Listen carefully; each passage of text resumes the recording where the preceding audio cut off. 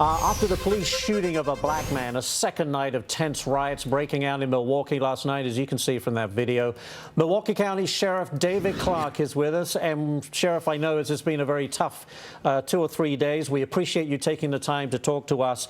How did this all happen? Maybe you can just first talk us through what happened. Well, first of all, I'm used to tough. I've been doing it for 38 years.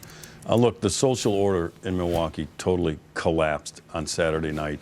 And when the social order collapsed, tribal behavior takes over. When tribal behavior takes over, the law of the jungle replaces the rule of law.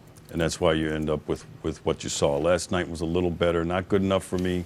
I won't be satisfied until these creeps crawl back into their hole so that the good law-abiding people that live in the Milwaukee ghetto can return to at least a calm quality of life. Sheriff, we understand that the video that was recorded on the officer's body camera quite clearly shows what happened. Is that right? Well, I haven't seen the video, but I did talk to the mayor yesterday, and he said he saw the video, and that it's clear that the suspect that the officer confronted was armed with a firearm.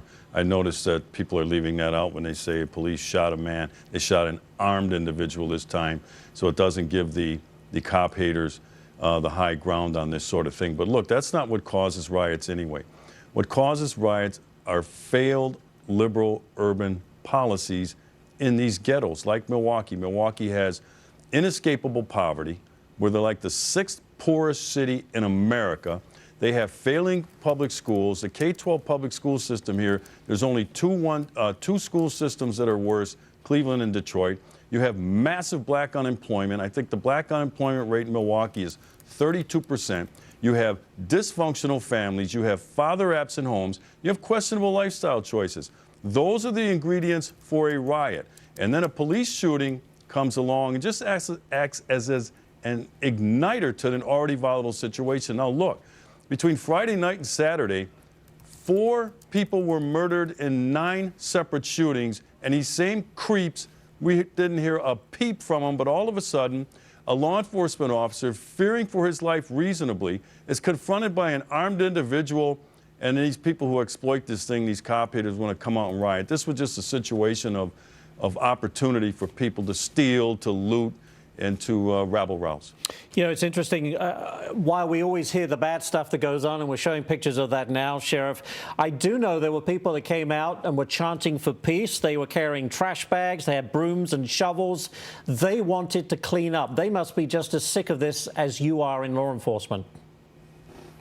Well, those are the folks that I'm talking about, the overwhelming majority of good law-abiding people, you know, willing to pitch in. But you know what? They feel helpless at a time like this, because this, you know, like I said, this tribal behavior takes over, and then you have this upheaval and this chaos. I'm from this city. I've been here my whole life.